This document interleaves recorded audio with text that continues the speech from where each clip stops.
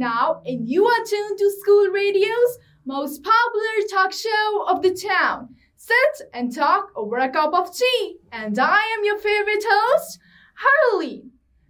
So, listeners, today's topic is about fascinating facts of English language. But, listeners, before we get started, let me introduce you to our guest speakers for today. We have Arpita, Shreya, and Rakshit with us. Arpita aspires to be a famous orator.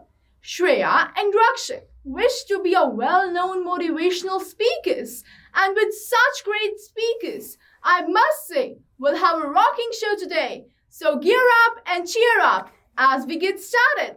Arpita, Shreya, and Rakshit, welcome to our show. Thank you, Harleen, for having me. I'm honored. Harleen, I always wanted to be a part of a happening talk show, so the pleasure is mine. Thank you, Harleen, for inviting me to your show. I'm glad. Oh, that's like music to my ears. So, Arpita, do you consider English a crazy language? Oh, certainly yes, Harleen.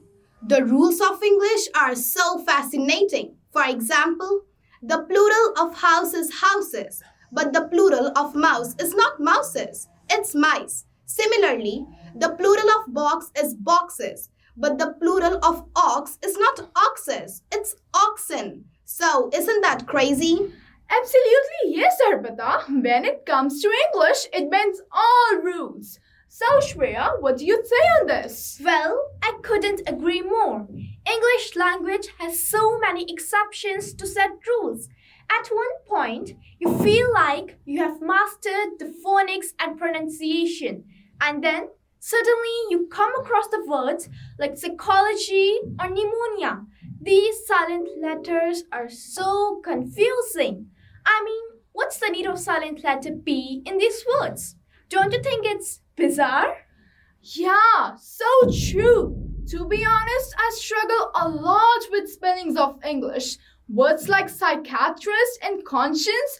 So, Rakshit, do you also face such difficulties? Yes, of course. I was very bad with spellings. For instance, there's a letter D in fridge, but when you spell refrigerator, the letter D is missing. For add something more to the confusion, let me share something more interesting. All this while I was under the impression that French fries originated in France. But don't you think so? That French fries and France have no connection at all. Can you believe? Sweetbreads are neither sweet nor bread. They are meat. Sweetmeats are not meat but candies. There is no egg in eggplant and no ham in hamburger. Then why the name? Now, isn't that ridiculous? Yes, Arpita. As a child, I always wondered why we always say smelly feet and runny nose, though we smell with our nose and run with our feet. Quite a contradiction, right, Shreya? What do you take on this? Yes, I strongly believe English is quite funny. For instance, when we transport goods by car or plane, we term it shipment. But when we transport goods by ship, we term it cargo. Though it has to be the other way around. Don't you think so? Yes, Shreya. You pointed out something so interesting. Again, talking about oxymorons, I really don't understand phrases like virtual reality, act naturally, feeling numb, and open secret. I mean, let's take the phrase open secret. If it's open, means it's no longer a secret. Then how can it be open and secret at the same time? Again, feeling numb means with no feeling or sensation. Then how is the phrase feeling numb justified without any feeling as such? Over to you, Harleen. Thank you, Arpita, for sharing yet another interesting aspect about English language. I thank you all once again. It was great having you all here. But I must say, English is an awesome language in spite of being tricky, crazy, and funny.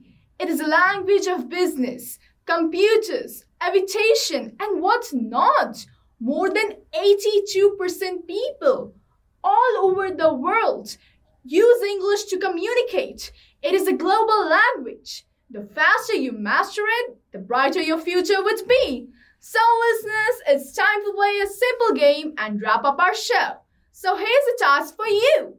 You have to place the word only anywhere in the sentence. The sentence is, she told her that she loved dancing. And see how it changes the whole meaning. That's all for today. Your favorite host, Harmony, signing off with the promise to come back soon.